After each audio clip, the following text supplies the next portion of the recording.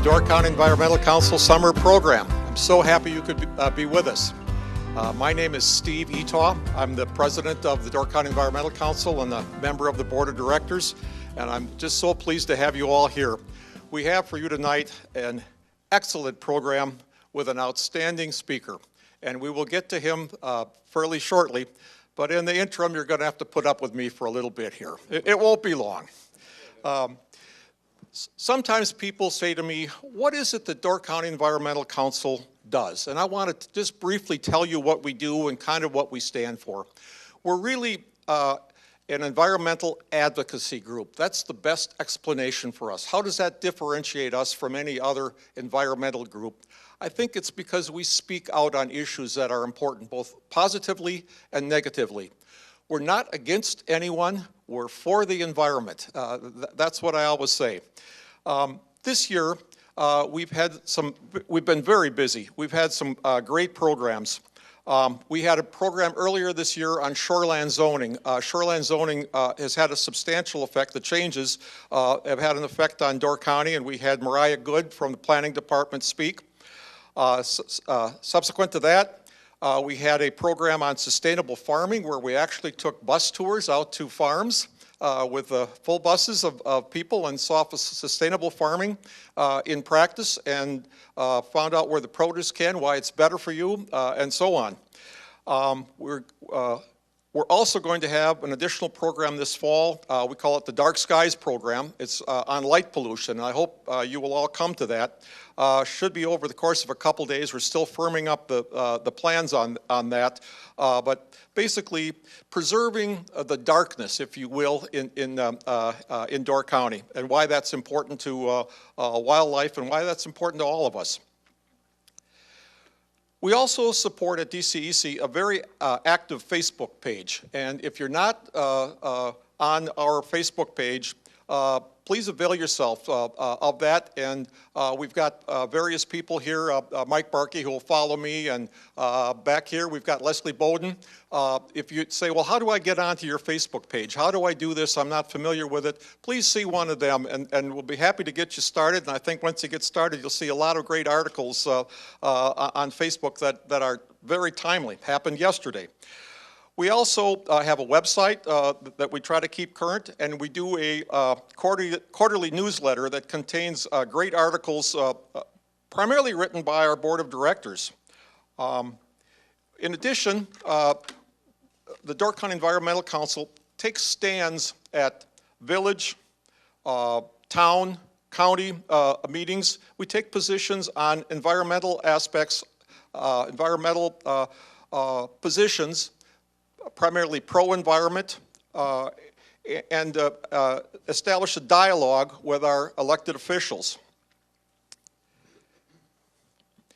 We recently, in the spring, took such a position at a DNR hearing relative to a large expansion of a CAFO in Forestville from around 6,000 animals to 10,000 animals.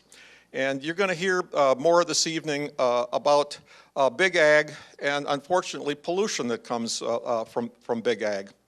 The DNR, we had well over 100 people attended this meeting in Forestville. The DNR has yet never refused an expansion of a CAFO ever, and didn't turn this one down either, approved it. Why is this significant to Door County? As you know, we've got very shallow soil here. Door County was glaciated, and we're left with much beauty and much wonderful natural resources, but we weren't left with a whole lot of soil. Well, okay, how is that significant? Well, we've got very little filtration. Also, underneath that soil is rock, primarily called karst rock, which is fractured rock, got a lot of cracks and fissures in it. So when pollution or anything gets into it, water, it moves through the soil relatively rapidly, moves through the karst rock relatively rapidly, ends up both in our aquifer and in our bay, lakes, streams, etc. A cow, it seems, produces 18 times the waste of a human being. They're not 18 times as large, but they produce 18 times the waste. Well, okay, so if we have a new CAFL of 10,000 animals, it's the equivalent of a city with 180,000 people in it. That's roughly the size of Green Bay proper. Well, okay, roughly the size of Green Bay proper, but it doesn't have any sewage treatment system. So if we had a city of 180,000 human beings and the waste was merely spread on the ground, what environmental impact would that have? I think it would be significant. That's what we have happening, unfortunately. The pollution that we're seeing is not only coming from animals. It comes from other sources as well, as the farm rights people are quick to point out. And they're absolutely correct. It comes from metropolitan sewage districts. It comes from homeowners with faulty septic systems. Comes from improper use of fertilizers. And so by no means is big ag and big ag CAFOs the only source of pollution. I say it's one of the main sources of pollution, not the only. And we need to address all of them. So I'm not just targeting CAFOs. We recently had a study done in Kewaunee. It's actually funded in part by the Wisconsin Department of Natural Resources. And two very well-respected scientists, Mark Borchert, a microbiologist with the U.S. Department of Agriculture, and Maureen Muldoon, a geology professor and expert on the hydrogeology of Door County. They did in-depth study testing 621 wells, a good sample size. They have come out with preliminary results which are nothing short of shocking. The complete results have not been released. Their complete study will be released later this year, but it should stun all of us. Approximately a third of the wells in Kewaunee County are compromised, I say polluted, to the extent that they do not have water that's fit to be drunk by human beings. That's serious. All three rivers in Kewaunee, by the Environmental Protection Agency, state they are impaired. What does that impaired mean? I say that's a fancy word for polluted. We're experiencing dead zones. Zones, what's a dead zone? A dead zone is a area in the lake or bay that can't support any life because it doesn't have oxygen. Believe it or not, you think fish need water, they really need oxygen in the water to exist. And you say, well, okay, that's Kewaunee County. They got a whole lot of cows there and whatever they're doing. That's not coming here. That's not going to come to Door County. That's not going to happen. Unfortunately, it's happening. It is coming to Door County, and it is happening. And I believe that we can do something about it, but it's an uphill battle. There is big money behind big ag. And people say, well, we can't possibly contest things that big ag wants to do because they've got hundreds of millions or billions of dollars behind them, and what can we do? This country is run on money, is what I hear. Well, we've got more money than they've got because we're something that they need. We're the consumer. What if we as a consumer said, you know what, I'm not going to buy this product. I'm not going to consume it. You're polluting our waters. We're just not going to, we're going to stop consuming it till you stop doing that. Well, can that happen? Can the consumer get excited and involved and do that? Hopefully they can, and hopefully we do that before it's too late. Because of the depth, it's quite likely that the Bay of Green Bay will pollute and be contaminated, or more contaminated, if you will, sooner than the lake because of its size. So it's of great concern. I just want you to take a minute and think about what would happen to Door County if all the waters around Door County, I'm talking all the way down the bay side, through the Death Store, all the way up the lakeside, and past Sturgeon Bay, of course, to the edge of Door County, into the Bay of Sturgeon Bay. What if all of that was polluted? What do you mean polluted? Well, I mean unswimmable. You couldn't swim in it. basically no fish in it, probably blue-green algae floating in it and on the beach and smelly. Just think about that. What would it do to Door County? What would it do to its tourism economy? What would it do to people that live here? What would it do to property values? And last but not least, what would it do to the environment?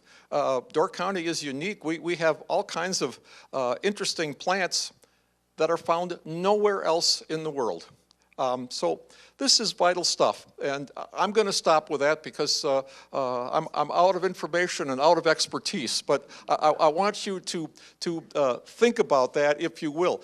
We have a speaker tonight that's not out of information and he's not out of expertise. I'm going to turn the program over now to Mike Barkey, who is going to introduce our speaker.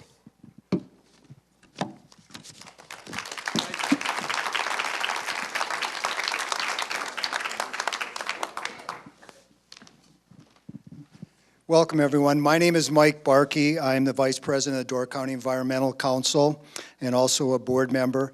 And if I can just put in a commercial here, I guess, for about 15 seconds. If you would please mute your cell phones so we don't have any interruptions. Also, we have a Door County Environmental Council booth on the side if you're seeking additional information about DCEC. And we do have refreshments in the back as well.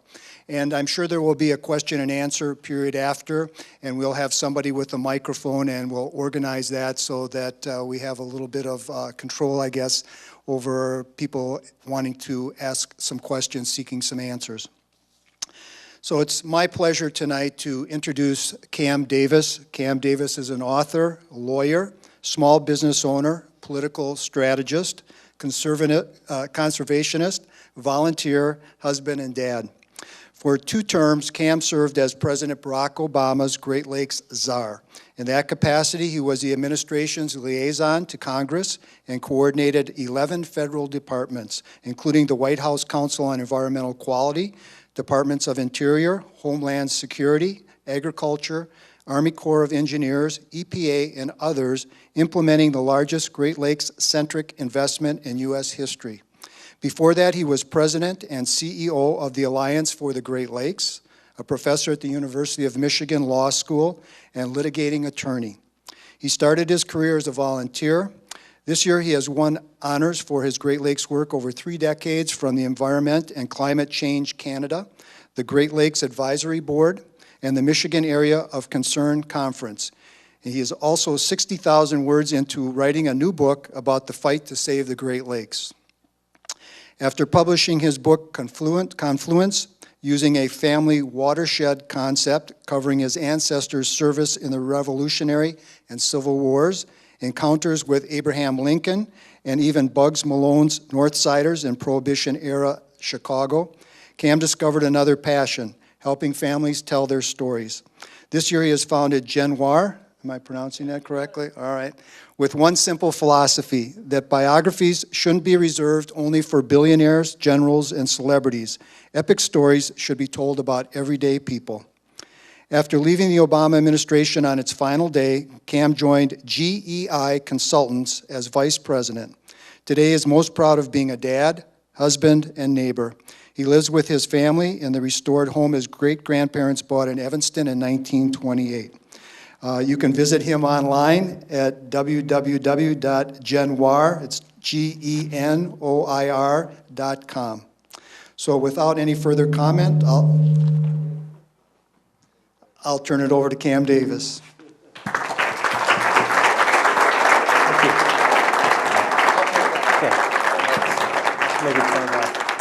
Good, thank you, everybody. I think this is working. I can hear myself, which sometimes doesn't happen. Sometimes it happens too much.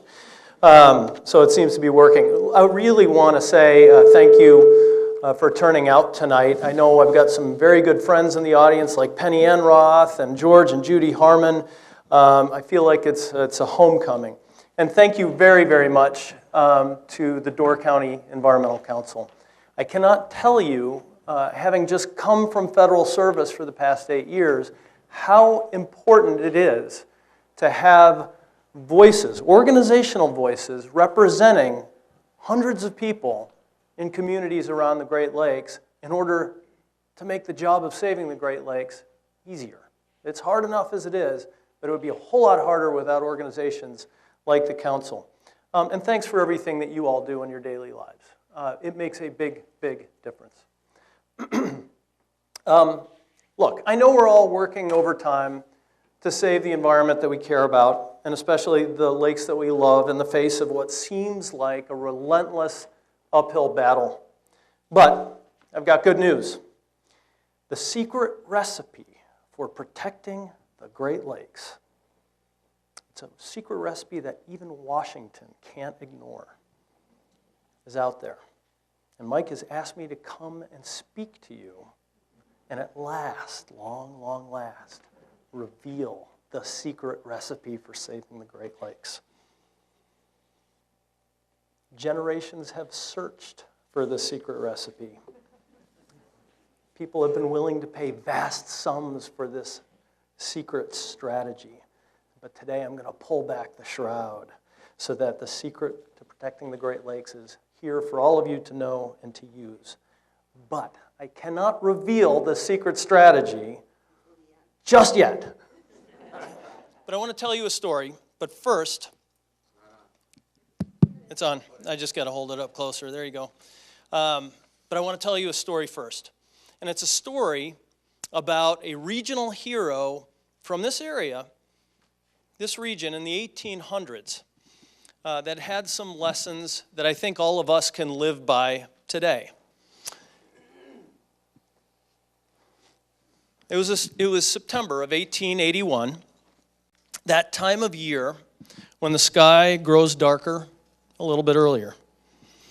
The wind kicked up bigger and bigger waves on the Great Lakes. And Stephen Forbes was out on Lake Michigan with a small crew. He was trolling the lake from the coast of Chicago's South Side Hyde Park neighborhood up through Evanston toward the Wisconsin border.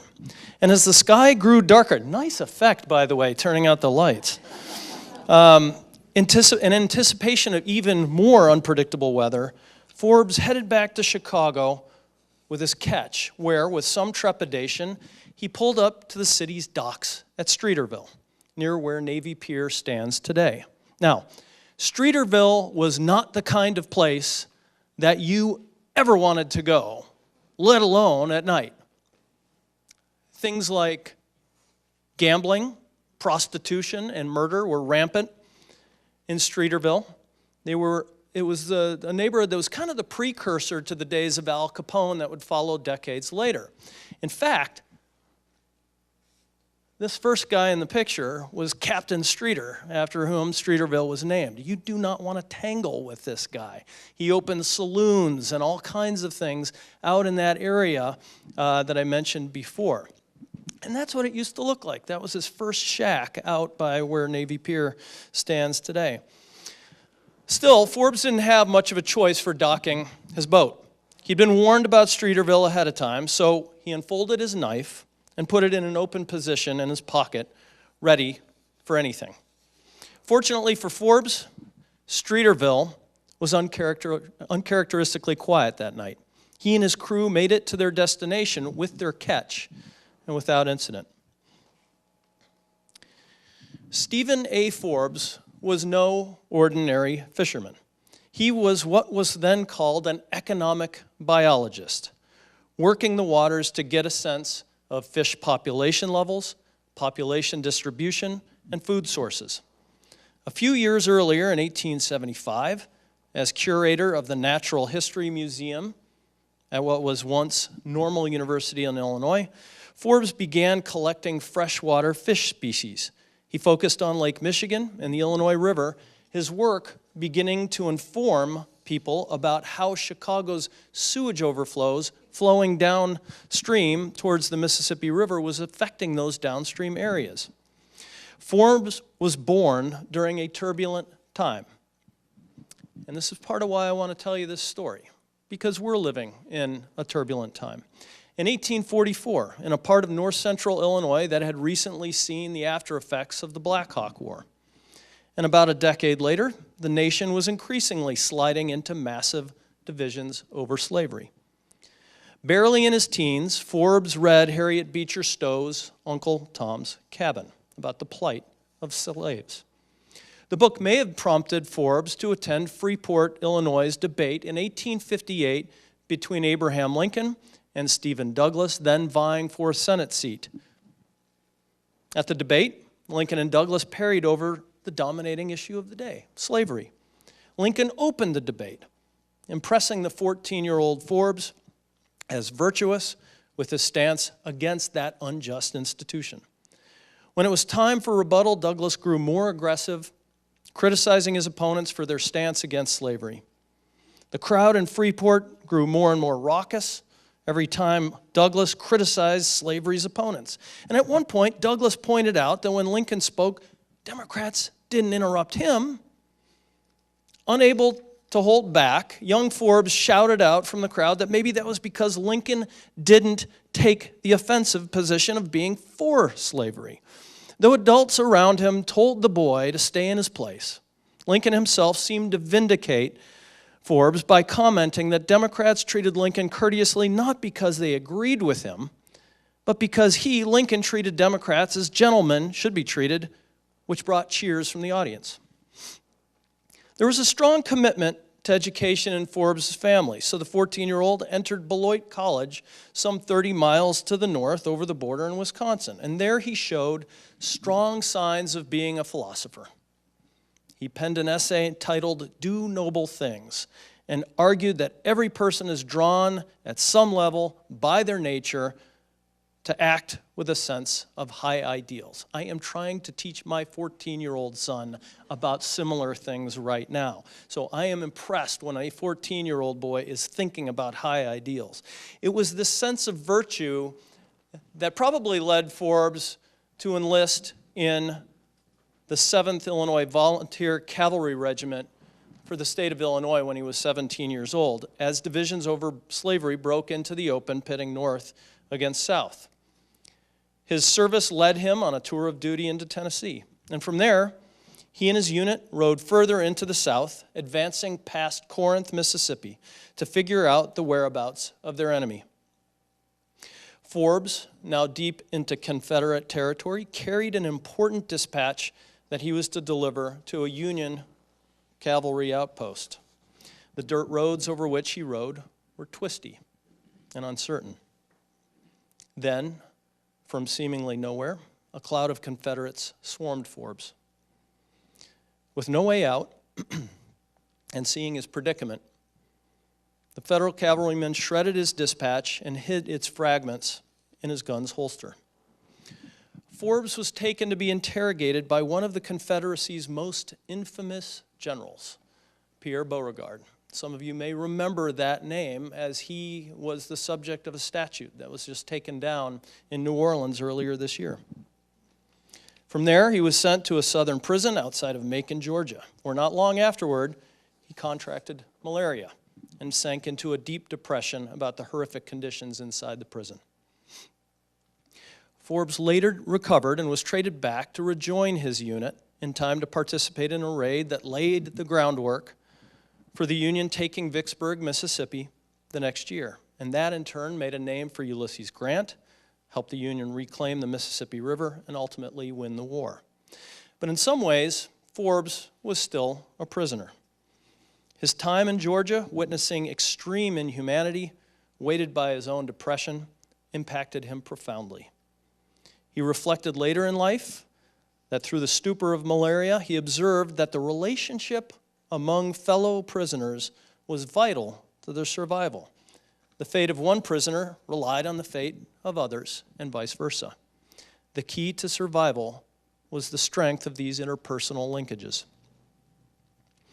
Now, fast forward about 20 years, around the time Forbes was trolling Lake Michigan's waters.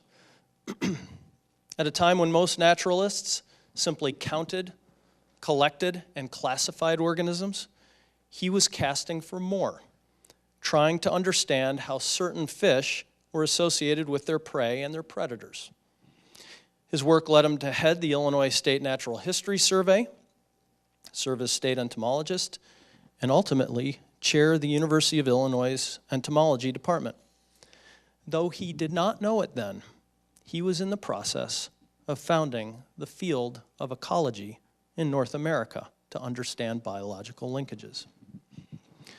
More than a decade after the war's end, in 1878, Forbes looked to help in terms of exploring how insects ate what they ate to help farmers, and his exploration would develop into the early field of integrated pest management. The balance of nature, Forbes wrote, should be disturbed only after full knowledge and searching reflections will be evident to anyone who realizes the complicated relations of living things and the consequent numerous and remote results of any changes in these relations. What the heck does that mean? Here's the translation. Forbes was arguing for thinking before acting so as to not harm biological integrity. Forbes wrote only a few months before his foray into trolling Lake Michigan's waters and docking in Streeterville in 1881 that the scientist must be able to cross boundaries between specialties and link one thing to another. I want you to remember this statement. To be able to move across boundaries, to link one thing to another. That the scientist's specialty is in the vital relations of the various organic groups and the interactions of organisms. In 1887, he delivered remarks to the Peoria Scientific Association called The Lake as a Microcosm.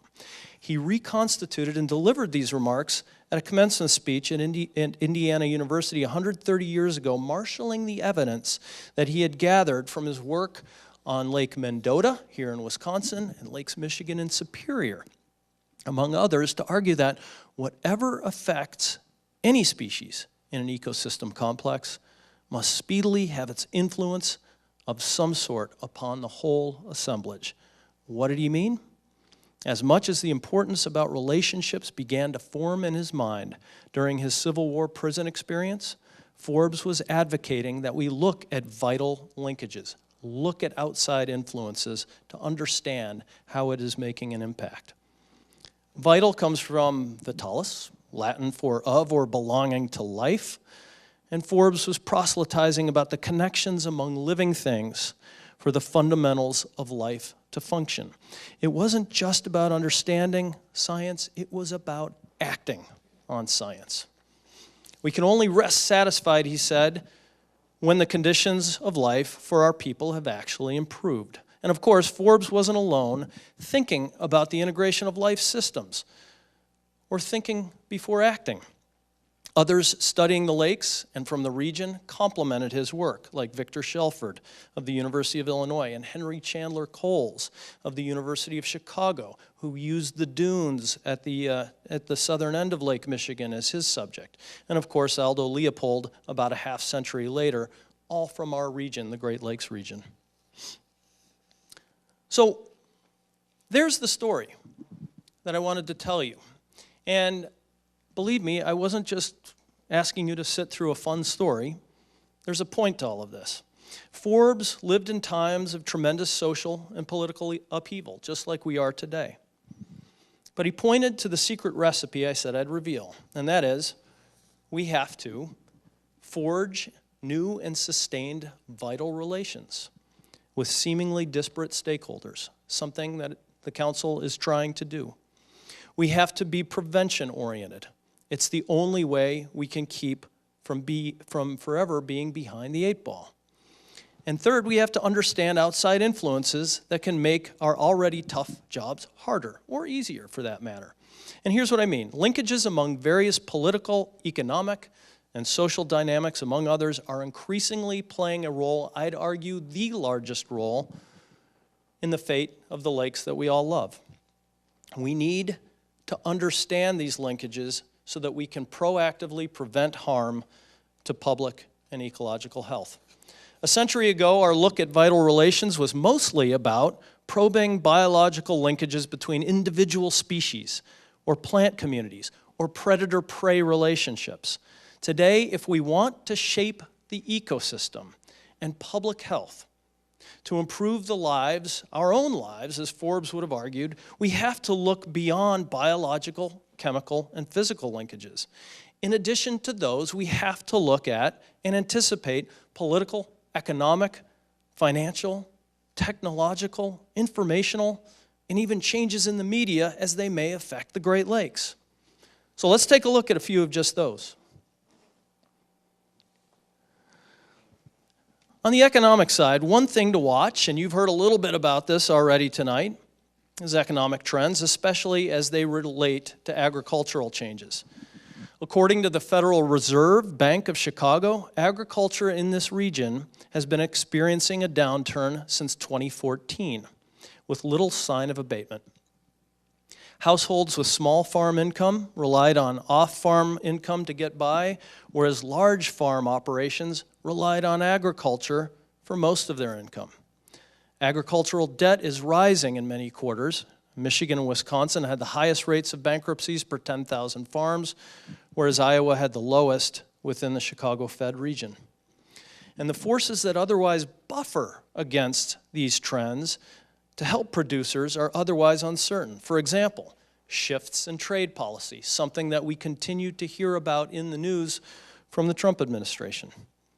Prospects for stronger subsidies through water quality, conservation, food safety support, crop and livestock disease prevention, and agricultural risk coverage under the Farm Bill are due for renewal next year in what is otherwise an unpredictable legislative climate. What could all this mean for the Great Lakes? First, we should expect to see more consolidation from small farms to larger operations, whose owners may or may not appreciate the importance of water quality and biological diversity the way that we as Great Lakes residents do. Second, depending on changes in agricultural property values, it could mean that incentives such as tax deductions could increase for producers to place marginal lands and conservation easements along stream sides and other riparian areas. It also means that we have to be on the lookout for these dynamics, that they could increase pressure on farmers to farm in marginal areas as well. The point is, these economic linkages to ecosystem health are real, and they deserve our forethought so that we can anticipate and act on them. Another area for a lot of changes is informational, and this is a good area, I think. Regardless of which issue you're concerned about, whether it's agriculture and its impacts on the environment, or air pollution, understanding these kinds of connections requires adequate information tools. We all need this in our daily lives. What if we could have a dashboard that allows us to pull information so that we can forecast changing links and dynamics like agricultural economic conditions in the Great Lakes region? What if? Look, we can forecast the weather. Sometimes unfortunately, but we can forecast the weather. We can also forecast economic conditions too.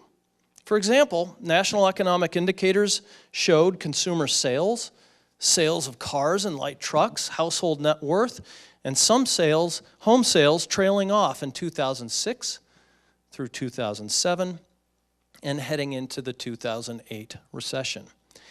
If we had these indicators for the economy, what if we had the tools in place to help us forecast changes in landscapes, water quality, invasive species? The idea really isn't that far off. In fact, some of it is already beginning to happen today. For example, and this is a little known example, I've been surprised at how there's really been no media coverage of this. Just a few months ago, the U.S. Fish and Wildlife Service, their risk assessment work culminated in a look at the top species that could enter the Great Lakes from outside the U.S. under certain conditions. This kind of risk forecasting, coupled with the service's regulatory efforts, resulted in 11 alien species being peremptorily blocked from entering the United States. This is a big deal, and it made no news. And it's the best of the best, because forecasting based on looking at linkages in biology, global commerce patterns, and climate trends, among other things, were done all so that action could be taken before the damage could be done. In short, another trend will be aggregating information within these linkages so that We can connect the dots and make more prevention-oriented choices.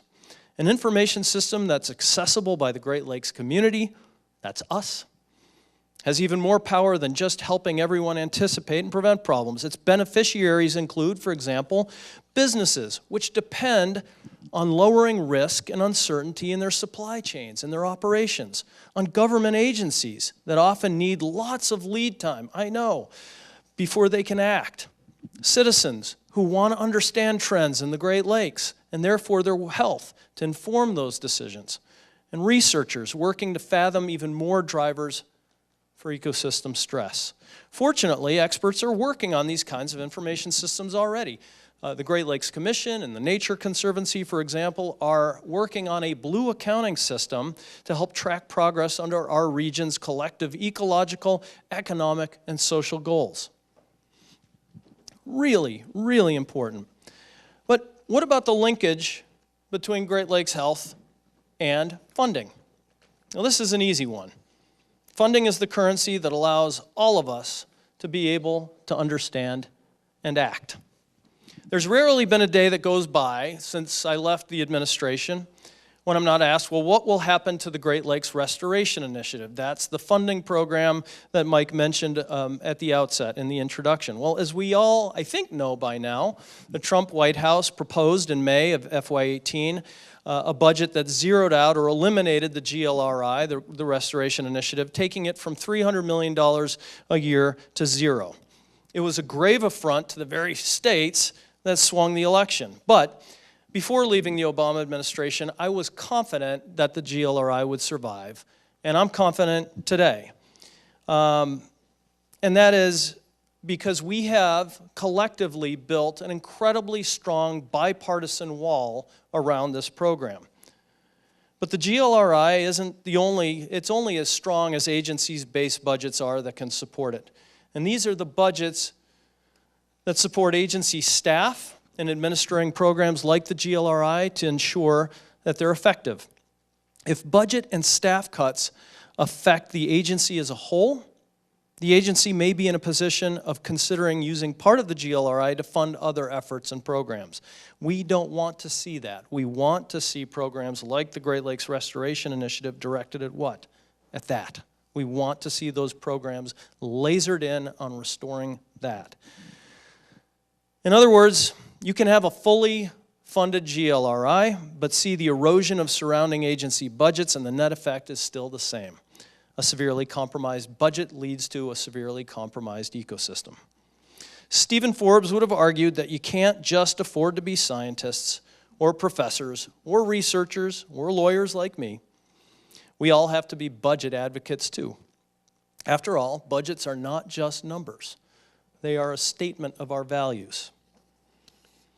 And that leads me to science. Whatever understanding we have and action we take can only happen if we're using the very best science. And today, there's no way to sugarcoat this. There is a war against science that's going on. And we have to fight hard to protect scientific integrity. For example, there are 2 bills right now in front of Congress that could jeopardize scientific integrity. The first would limit the Environmental Protection Agency's ability to consider some of the highest quality science available, including studies that inform EPA's national ambient air quality standards, like those for soot and smog, things that are important to us and our kids. If passed, this bill would discredit years of work by such minor league institutions as Harvard University and the American Cancer Society on health impacts from particulate matter. These studies not only support EPA's recent updates to national health standards for particulate matter, they're also critical to EPA's analysis of costs and benefits for several important recent air pollution rules, like the Mercury Air Toxics Standard and the Clean Power Plan. The bill is not about advancing scientific integrity. It's a blatant attempt to deny access to crucial studies that provide support for critical health protections for you and for me and the communities that we care about. I'm glad you're sitting down, because I'm going to give you the bill number. And what you do with this information is up to you.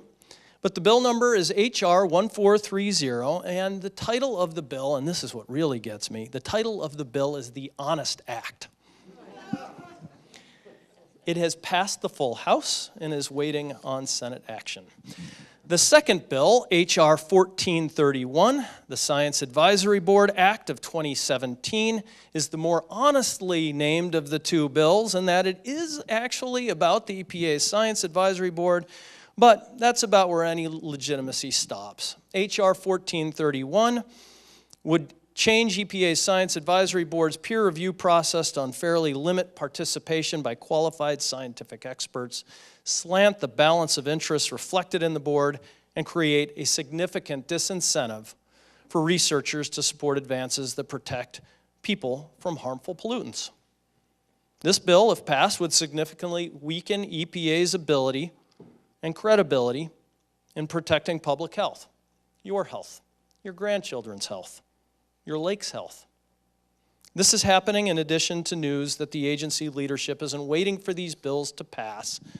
It is also undermining other scientific integrity efforts within the agency. H.R. 1431 has also passed the full House and is waiting on Senate action. So in rolling up here, if there's nothing else you take away from tonight, it's that the vital relations between science and land use, economics, politics, and many more forces than I'm able to cover here have a tremendous impact on the fate of the Great Lakes. And the vital relations are not just between these disciplines, they're between you and elected officials and reporters and farmers. And as Forbes admonished, we have to cross boundaries to be citizens in addition to our day jobs if we want the lakes to be healthy. We need to act on the connections between what we do for a living and what we live to do. We, all of us, represent a very proud region. We come from the region of Forbes and of Leopold. We come from the region where Rachel Carson studied the famed robins of Michigan State University's campus in East Lansing for Silent Spring. And if the rise of nationalism in this country is something to be concerned about, then the rise of regionalism is also a force to be reckoned with. And I think the Great Lakes region is such a region. In an age when people retreat into their own circles and mostly listen to those who agree with them, organizations like the Council are talking to and listening to farmers and vice versa. Incredibly important. And honestly, you're out in front on this, whereas many others don't have these kinds of relationships that they've even begun to form. In our region, we strengthen vital relations among disciplines, not weaken them. We're scientists and voters. We're not one or the other. We're lawyers and voters, not one or the other. We're policymakers and advocates and voters, not just one or the other. We're moms, we're dads, we're neighbors, and we're voters, not just one or the other. In our region, we don't tolerate scientific bullying. In our region, we believe that bipartisanship can still exist, and the work that has been done on programs like the Great Lakes Restoration Initiative are proof positive that bipartisanship can exist. In our region, we listen to and we collaborate with one another. And in our region, we stand up for the protection of water because our lives and our livelihoods depend on it. Thank you very much for listening.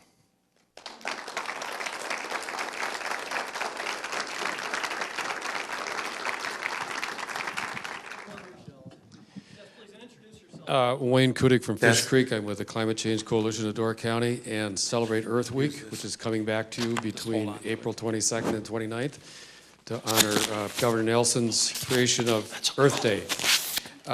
Question about Foxconn. I'm sorry, about what? Foxconn, they're going to put in production plants down south, apparently. Yep. It seems like the legislative process is shooting then aiming. Not thinking and making decisions. Another concern I have, I've read that that plant will use 15.2 million gallons of water a day, more than the whole city of Racine, and they're being exempted from environmental in our case, Department of Natural Resources, regulations about stream controls and water usage and standards about returning cleaned water that apparently is in the violation of the Great Lakes Act. You got some comments on that? Sure. Well, I won't be philosophical about it. One thing that I think organizations can take a look at is something called the anti-degradation policy. We have under the Clean Water Act, anti-degradation is a fancy word for you can't make it worse. Sometimes get, not so much of a close look. And that is something that has been used time and time again with a great deal of success. What's the future, the prediction about the survivability of the Clean Water Act? Yeah. So the question was, I'm done with the mic, just so you know. What's the future of the Clean Water Act? I lived through and was part of the effort to save the Clean Water Act in 1994 when the contract with America, some of you remember those days, part of that contract was to try to undo, to chip away at the Clean Water Act, which to me is one of those inalienable, fundamental laws for us in this country to protect our health. And they weren't able to undo the Clean Water Act during that time. There was just too much opposition. I wouldn't say it was at the level of public outcry that we've seen with the ACA, for example, the Affordable Care Act, but there was an outcry when Congress tried to undo the Clean Water Act more than 20 years ago. I anticipate that we would see the very same thing and hope from groups like the Council and know from the groups like the Council and many, many others, especially around this region. The thing I'll also add to that is you're never going to guess in a million years which region helped to lead that charge to push back against those efforts to undo the Clean Water Act. Anybody? I don't have $1 million for a reward or anything like that if you get the answer right, but somebody take a shot at it. Midwest? The Midwest, that's right. The Great Lakes region. Why? Because we have 95% of the nation's fresh surface water, right here. 95%. We've got 84% of North America's fresh surface water. We have 20% of the Earth's fresh surface water supply. We are the water region.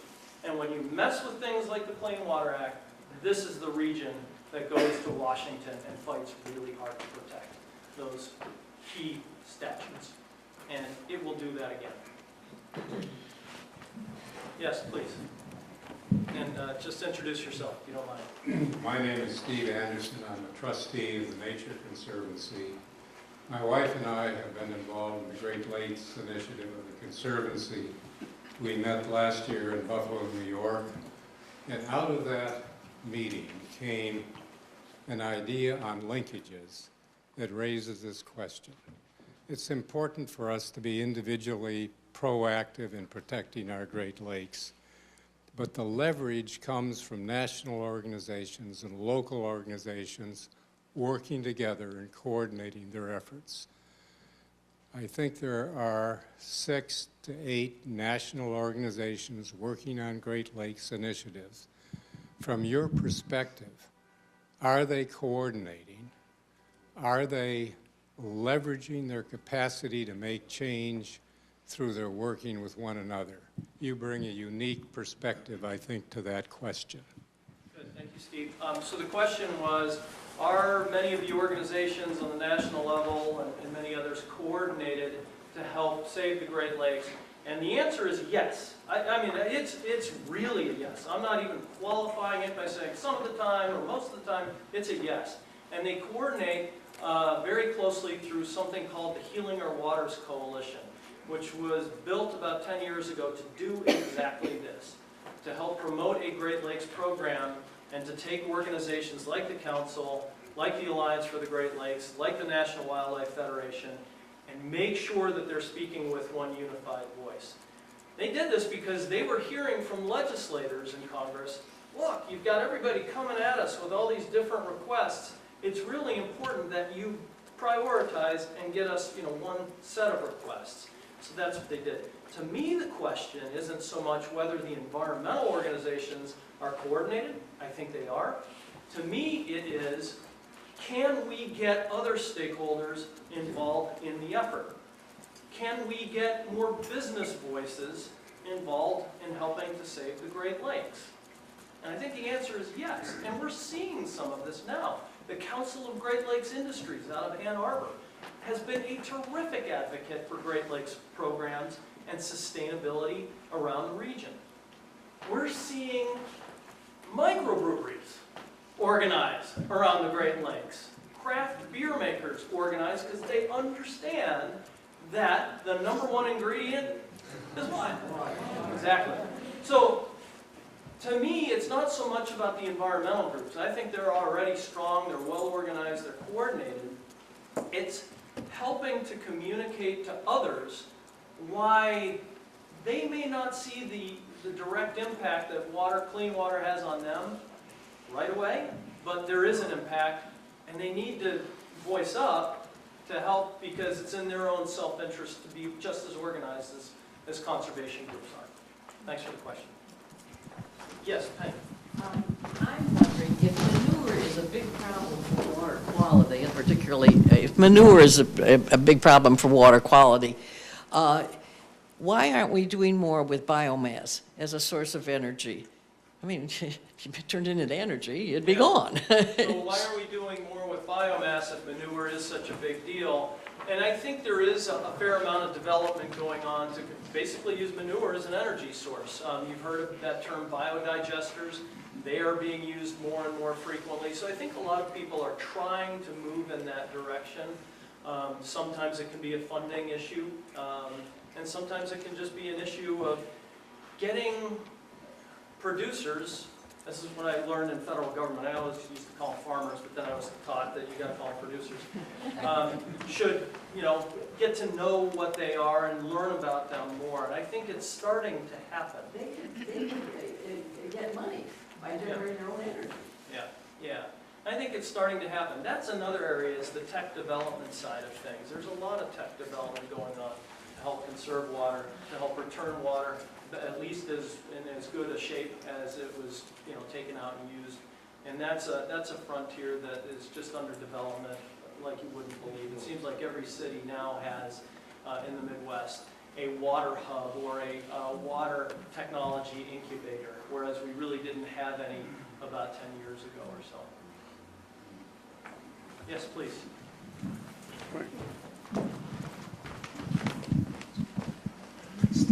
Hi, my name is Joe Kramer. I'm a summer resident of Sister Bay and a full-time resident of Illinois. My question is about Asian carp in the Illinois River. I was looking into this deeply some years back, but I'm a little rusty.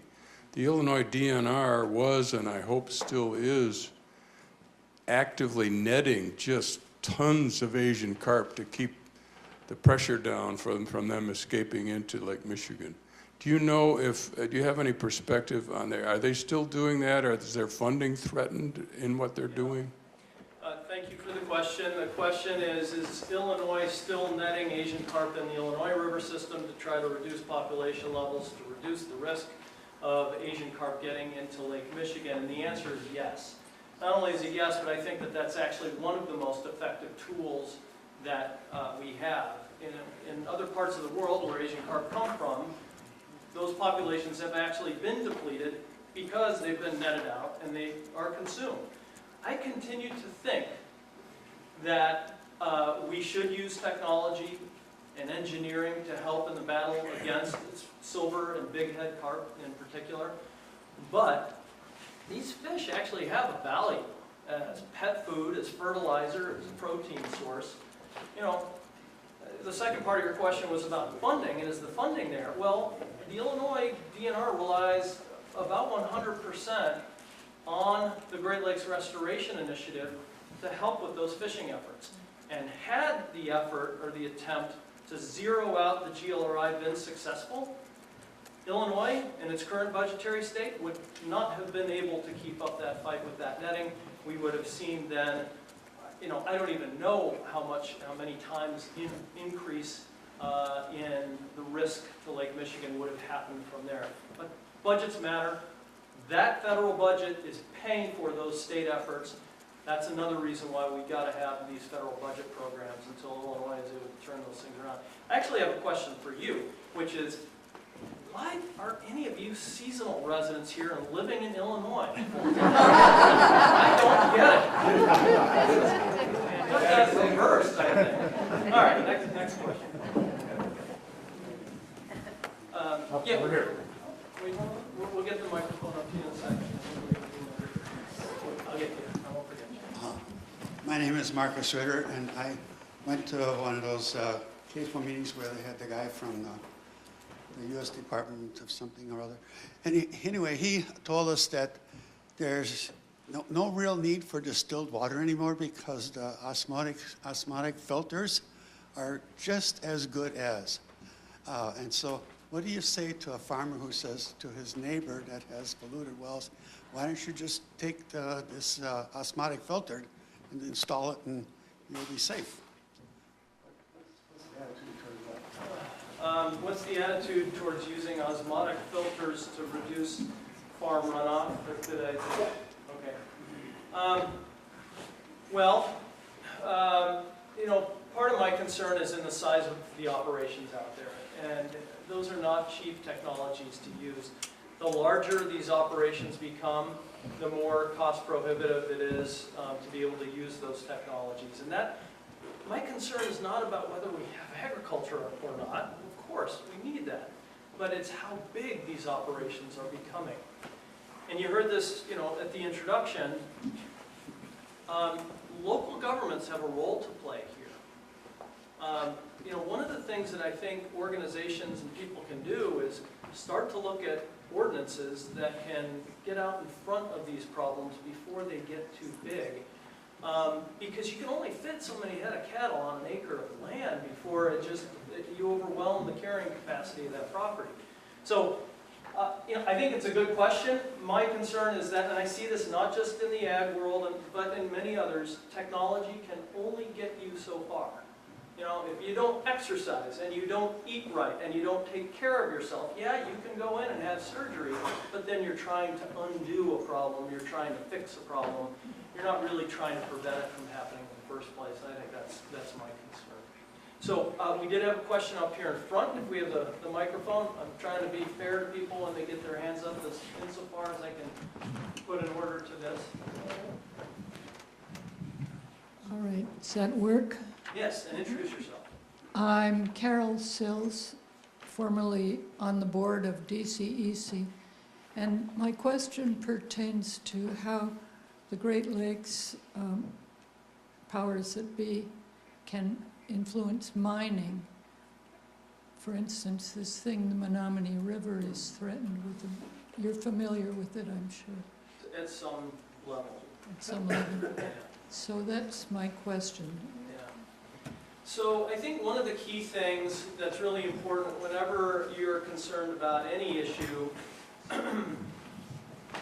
is to realize who has the decision-making authority on that issue. And when it comes to mining, it's usually the state that has the authority. There's some backup that the feds can provide, but it's pretty thin. I know when we were at EPA, we looked very hard at how we could try to backstop against the further impact that mines would have in the North Country, and it was very difficult for us to do. It's those state laws and the state authorities that really are in the driver's seat on the mining issue. So it looks like she wants to ask a follow-up. And I'll do the best I can. All right, are we concerned with two states here, both Wisconsin Sure. and Michigan? Minnesota, don't forget about Michigan. Minnesota as Oh, well. and Minnesota. Yeah, sure, there's Right. mining going on in Minnesota I as know, well, but so I'm it's thinking really- in particular of the one that will affect Green Bay. And there's Canada, so you're talking about the All Menominee, over the- the yeah. back 40. Yeah, the back Yeah. 40. Sure, yeah, and all of them have a lot in common as well. Anyway, the states are in the driver's seat on those things. There is Canada, don't forget Canada has a lot of mining as well.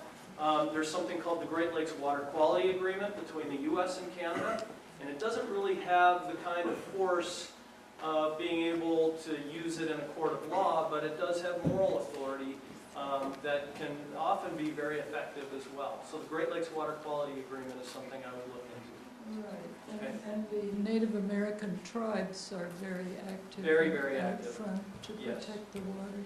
One thing that we did do here is, and I'll try to, since I have the mic, one thing that we did try to do was provide funding to Native American tribes so that they could get the baseline science in place enough to know that if impacts were going to happen on water quality from mining, there at least would be the research that could be done, and we could capacitize the tribes to be able to have a voice in some of those discussions. Can I? Okay. All right. Yeah, thank you. My name's Dave Price. I'm from Wilmette, Illinois. We've been in Jacksonport, Wisconsin.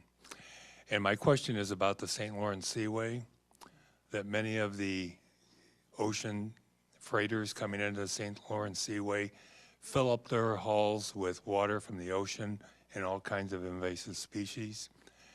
And now they come into Lake Michigan area and so forth and disperse all that water.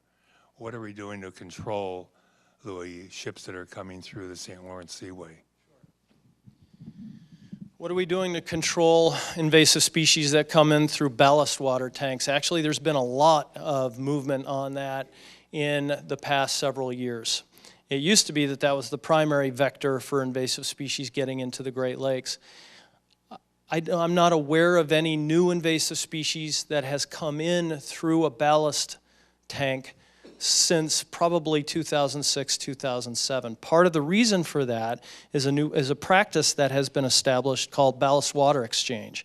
And that is where an ocean-going freighter gets out into the ocean, it dumps its ballast, pulls in salt water into its ballast tanks, and that basically kills a great deal of, but not all of, the organisms in the ballast tank. That ballast water exchange has been very, very effective. Has it been perfectly effective? No, it hasn't.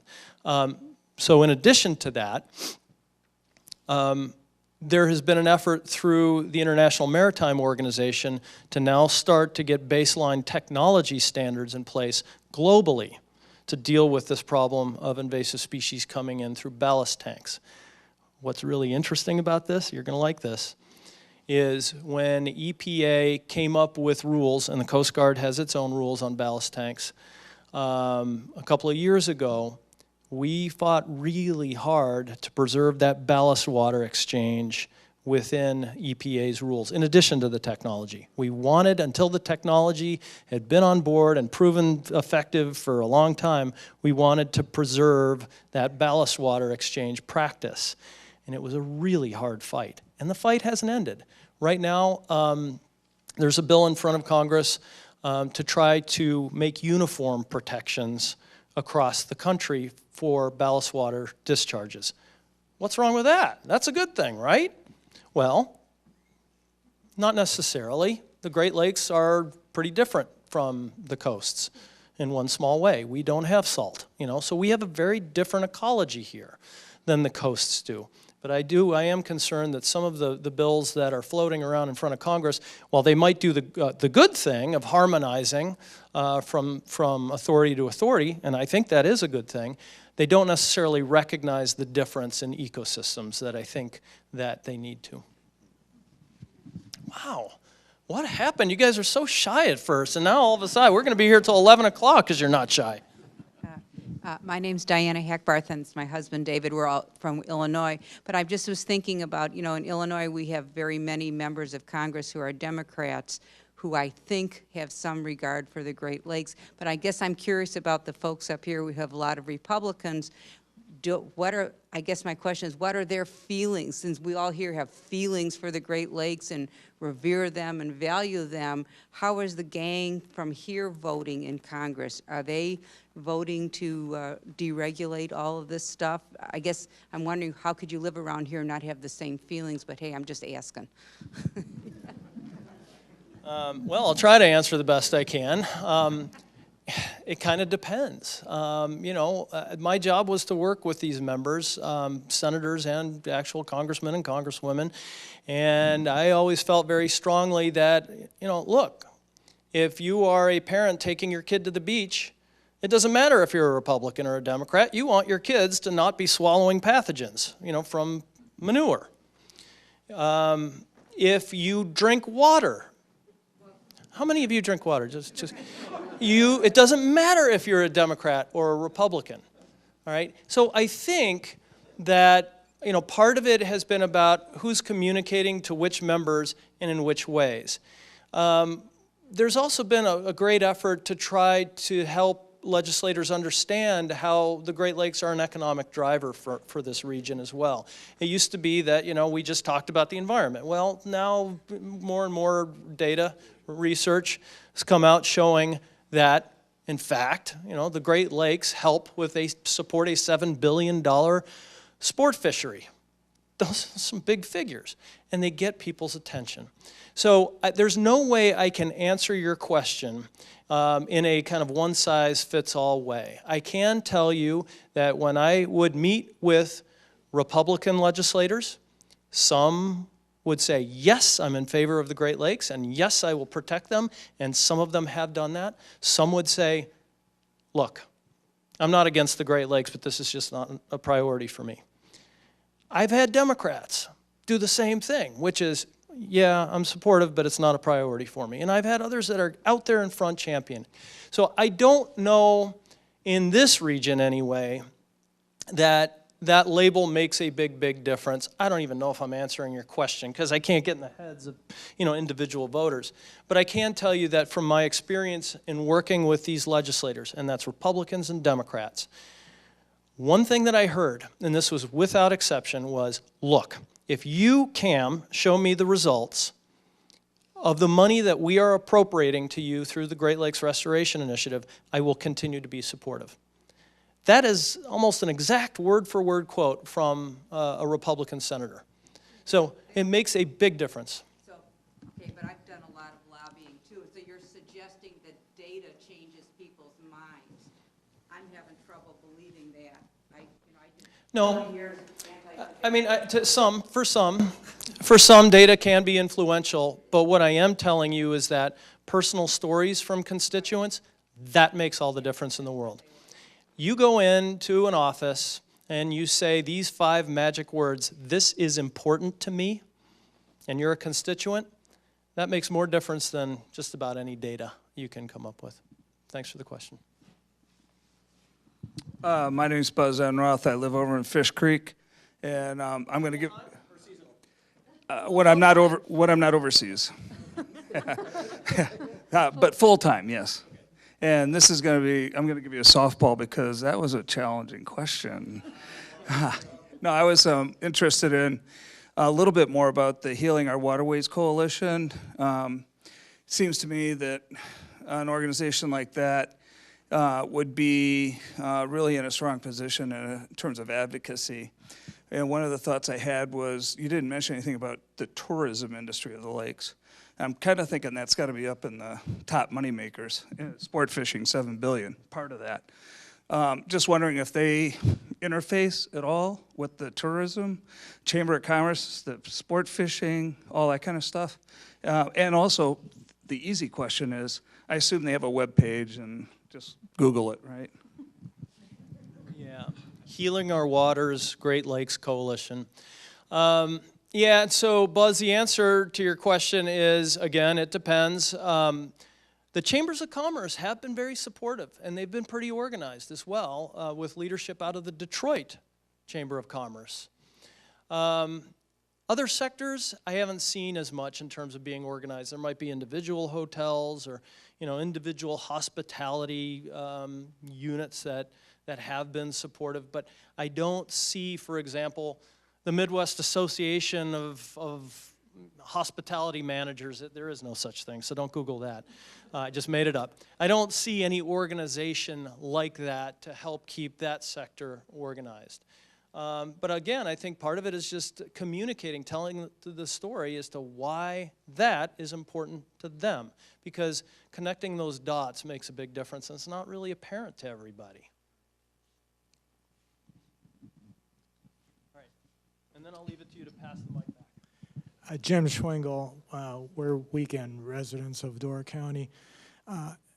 Just out of curiosity, does the current administration have someone filling a position such as you had in the Obama administration? So does the current administration have somebody who's coordinating the federal agencies. The answer is no to something like exactly like I did.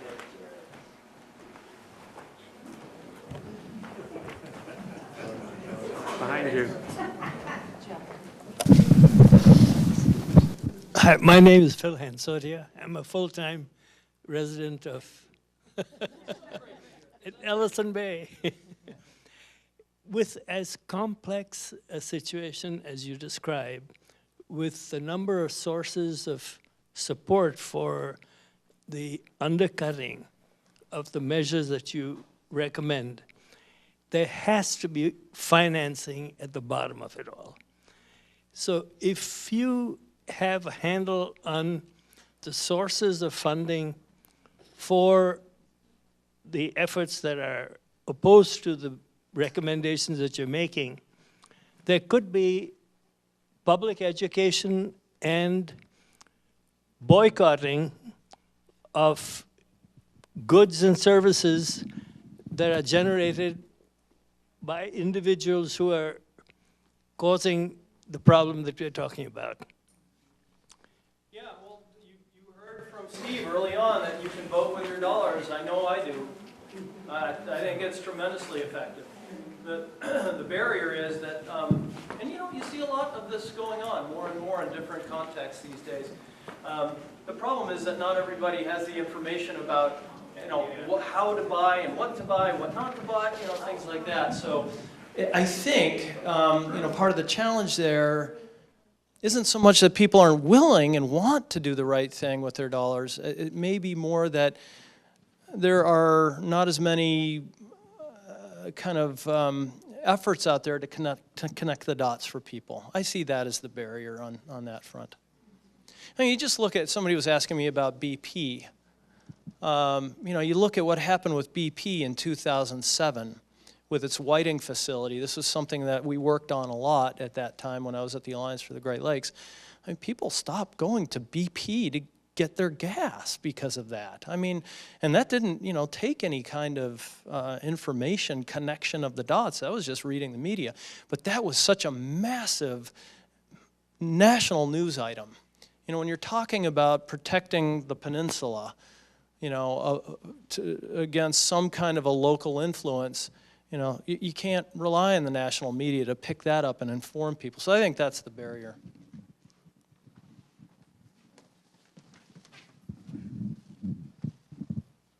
Hi, my name's Kevin O'Neill, and I don't live here. And in fact, for those that do live here, we're leaving tomorrow. But I feel like being an environmentalist is going against the grain right now, that there's more forces against it than for it. And some of the people that I talk to who don't have the same opinion as I do say something like, well, the EPA really hasn't done anything, doesn't do anything, it just gets in the way of anything getting done. And I don't know how to respond to that. I'd like to have a few quick little stories or whatever I can fire back and say, well, you know, this is what the EPA has done, this is what the government has done to protect us. And so don't assume it's just a roadblock to any sort of business progress. So how do you respond to people when they say government gets in the way? You know, one of my favorite examples of what the government does right, and there are many more examples of what it has done right, than I think the opposite, especially when it comes to these matters, is you can ask them about their consumer confidence reports, CCR.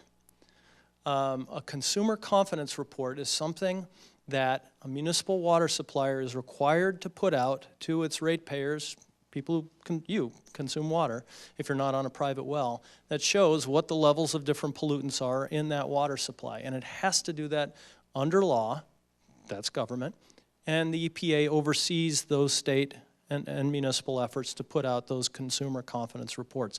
I can tell you every time I get one in the mail from Evanston, where we live, I look at it.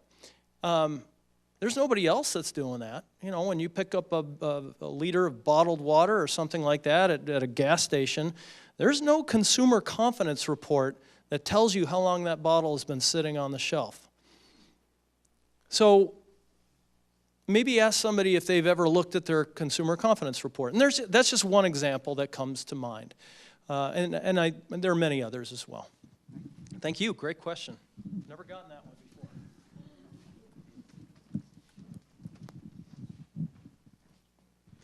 before. Cam, I may not have the name of the organization correct, but about 2 or 3 years ago, the Great Lakes Water Compact maybe was the name of it, of 2 countries, 7 or 8 states trying to protect the water in the Great Lakes and keep the water being used within the basin, I think is the terminology. In Waukesha, Wisconsin was granted approval. I don't know if it's followed through. I saw that as kind of the hole in the dike, the crack in the dam, and I'm just wondering if you foresee other cities and more pressure for that to increase as we go into the future.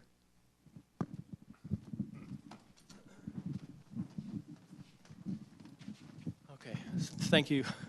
Again, your exercise. So Mike was asking about the Great Lakes Water Resources Compact, something that Penny and company helped support the development of. And I just want to take y'all back a few years just to understand this, because this is a really interesting story. Back in 1997, there was a firm out of Ontario called the Nova Group that proposed to take Lake Superior water and take it by tanker over to other parts of the world. And many of us at the time said, wait a minute, this is our water. You can't sell it. You can't do that. Well, it turned out they could. Nobody had thought to get a law in place to prevent public water from being shipped overseas.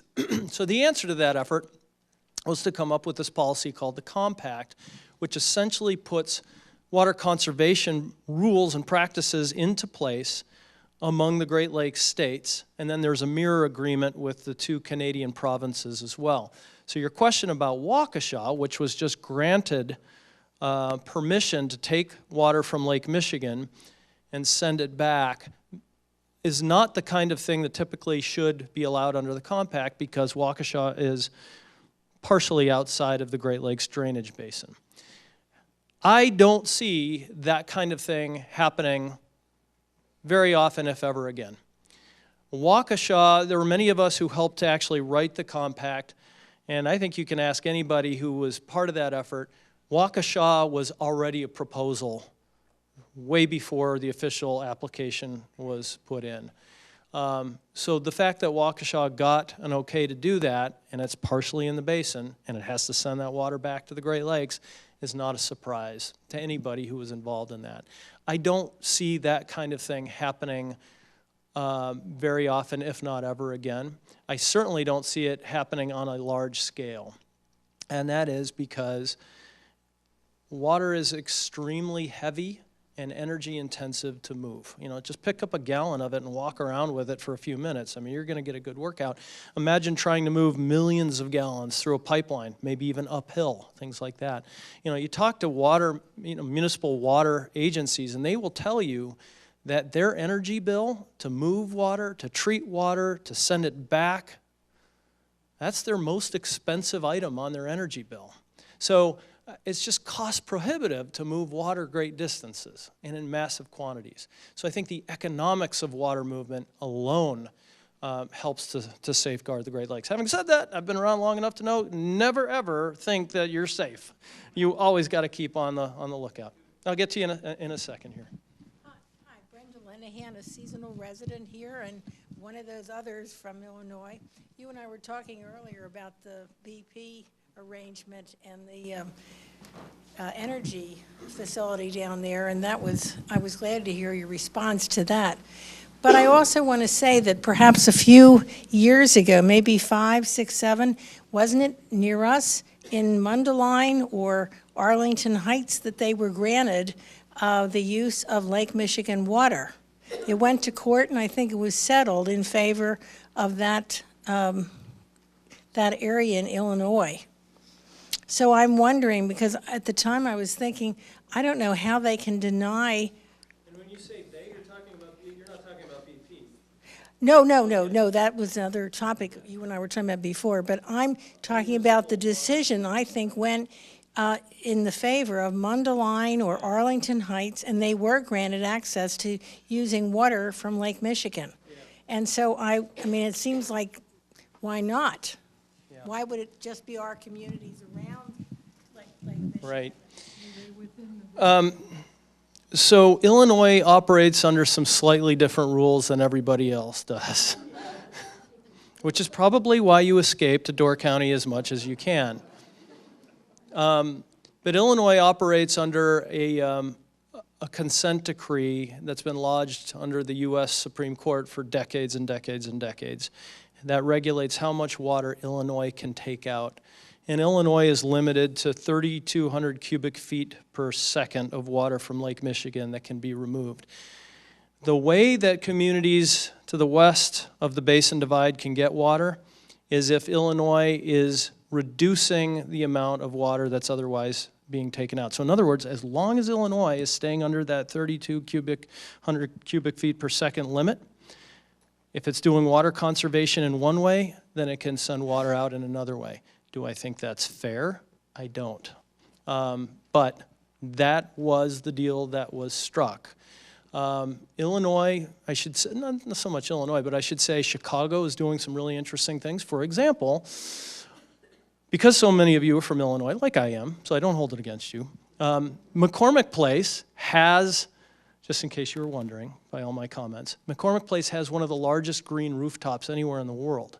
That water, which used to fall on top of McCormick Place, run off into a street and go into the Mississippi River, and now goes back into Lake Michigan. So there are efforts like that. They may be very localized, but water is being sent back into Lake Michigan, whereas it hadn't been before. Another thing that was done was, you know, that in Illinois we have a lot of locks.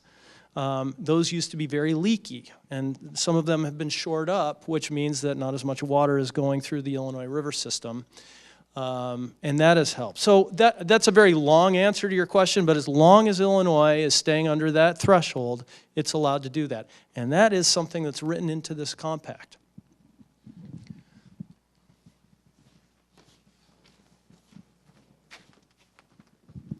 I don't want to harp on Foxconn too much, but I think Foxconn represents a precedent that's well disguised, a potential precedent that's well disguised. If they tap their water through Racine and its privileges, 15.2 million gallons a day, that's a precedent that our governor and the current administration will support. So I think that we'll have a lot of plants just west of all of our shoreline towns. Now we got a real problem, and it's a very devious way of circumventing that Great Lakes Resources Compact. How long LCD TVs are going to be in the marketplace, I don't know, but we're potentially going to spend $3 billion. That's $283,000 per job to be created here. It's a farce. And so I would hope that people, business people, would look at this and say, you're not only insulting the Great Lakes Compact, but you're insulting our business intelligence. So it's well disguised. Thank you. I have no response. I'm glad, and I'm glad you're looking, and I'm glad that you're making this known to everybody. Any other questions? Yes. I'm Susan Marks from Sturgeon Bay, also DCEC board member. My question has to do with, I would like your comments about the fertilizer pollution that we're seeing now in Green Bay, but also in the Gulf of Mexico, which is directly an effect of the runoff from the Midwest. Knowing what we know, that phosphates are causing a lot of this, who is informing farmers as to the quantity, and is there a rule on how much you can spread per acre, and is that some way of managing this? Because if it's all running off, a lot of it's running off, what is the purpose of continually dumping more on? Is this kind of an overkill process with farming? And can we somehow connect water quality with health and food quality, milk quality, food quality, because all food and milk is provided through water sources? What are your thoughts about that? All right, so there are, I'll get to as many of those as I can. Under the Clean Water Act, agriculture was largely exempted from the kinds of regulations that pipes, what we call point source discharges are subject to. And so they're called non-point sources in the agricultural world. They don't have the same form of oversight. So that's an uphill battle for all of us. And that's been the way that the law has been structured for a long time. I think part of the problem is what to do with the manure. There's just so much of it that it's just gotten to the point where you can't take it somewhere else because they're already struggling in other places with the amount of manure that exists. So what do you do with it? And I think that there are two kinds of answers to that. One is keep looking for ways to reduce the amount of manure, like biodigesters, like technology. The other is the prevention side, which is, where's the demand for livestock coming from? It's coming from us. So you can work on the prevention side as well. You can only apply so much manure before it runs off. And, I kind of already touched on this notion of carrying capacity. You can only do so much before that manure just has to go somewhere. I don't think I have anything more I can add to that, except to say that some of this is state law. Some of it is, I think, local municipalities have a role to play here as well. And especially now in Kewaunee County is really ground zero for this debate, where you have competing public policy priorities. On the one hand, you want to support agriculture. On the other hand, you want to support public health. What happens when these two come into conflict? And honestly, I'm going to go back to your question. I'm going to go back to your question about, well, what the heck does government do? Government is charged with striking that balance, finding that way to harmonize competing public policy priorities. And here in this instance, where you don't have rules and regulations on, for the most part, on one sector, it tilts the priorities in one direction. And I think that's what you see. It's the absence of protection on one side of the equation that leads to that imbalance. I don't want to get too philosophical about it, but part of the problem we have is that basically agricultural sources of pollution, it's been one of those areas where government has not wanted to tread into. It has not wanted to dive into that area. So what can be done about it? Again, I think it's on the prevention side. You vote with your dollars. I do think that there's some very good public education efforts going on. The USDA and its Natural Resources Conservation Service has what are called discovery farms, where they will fund a farmer, a producer, to open their farm up to help educate people about how the farm does its work and what kinds of practices are best for conservation purposes. And one has just been opened in Kewaunee County. These kinds of education efforts will matter. They do matter. And I've seen some of these discovery farms at work, and they are really interesting. You can go, you can visit these places, and you can see for yourself what they do, where their challenges are. But at the end of the day, I think the approach to take is the one that you on the council are taking, which is to keep engaging in those communications. Where we get into problems is when, it's just one side against the other, and there's just this fighting. And, there are a lot of farmers who want to try to do the right thing.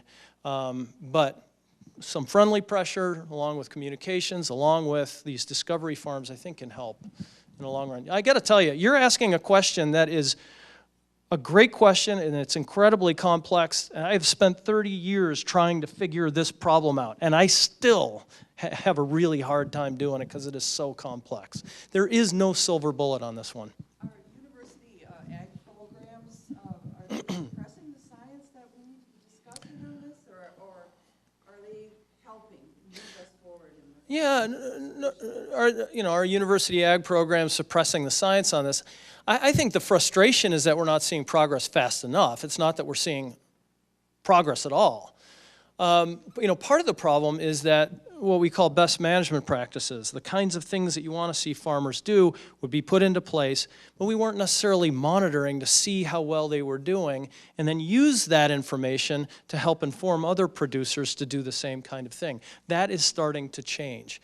There's something called edge of field monitoring, where a gizmo is put at the edge of the field, just like the name suggests, and you monitor to see what things work and what don't. And over time, you get rid of the things that don't work, and where the federal government's subsidizing stuff that doesn't work, and you do more of the things that do work.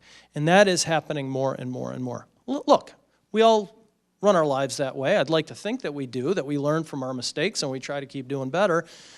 I think in the ag world that is starting to happen. Do I wish it was happening faster? Absolutely. Okay. Wow, you guys just keep coming. Look at you. Or we can all eat less beef. It's an option. It is an option. We don't have to eat beef every day, for sure.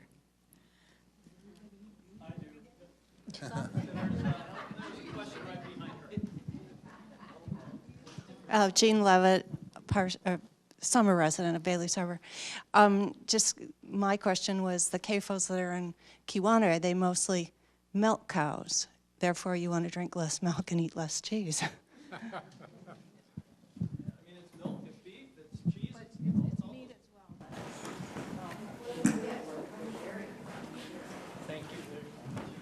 We thank you very much for taking questions. I have, we keep going? Are there more questions? I've got a question. I've got the mic, so I get to ask. What we're seeing in Northeast Wisconsin is the strong influence of money in the agricultural community, greatly influencing what goes on. Specifically, the enforcement of existing regulations with big animal operations, CAFOs. Within the last 2 weeks, there's been a lawsuit, believe it or not, brought by the CAFOs against the Wisconsin DNR for what they are enforcing, which is incredible because they have greatly diminished the money that in Wisconsin that supplies the DNR. So it seems to be a money issue, and that's what I alluded to in my opening remarks. And I alluded to the answer that the consumer can make a difference. What do you think about the money and the influence of money, and how do we combat that? And this can be your last question if you'd like to stop. Yeah, well, and I'll just stick around too. If folks want to just get going, don't worry, no offense taken. I'll stick around if people have questions. They want to just come on up, that's fine. Money in this area. I mean, that's the question that underpins everything. There was a question earlier tonight about ballast water tanks and invasive species, and that boils down to who bears the expense of trying to prevent or control the harm. In that context. In the context of the refinery in Whiting, same thing. You can ask that question about any of these issues. Thank you very much for coming tonight. I will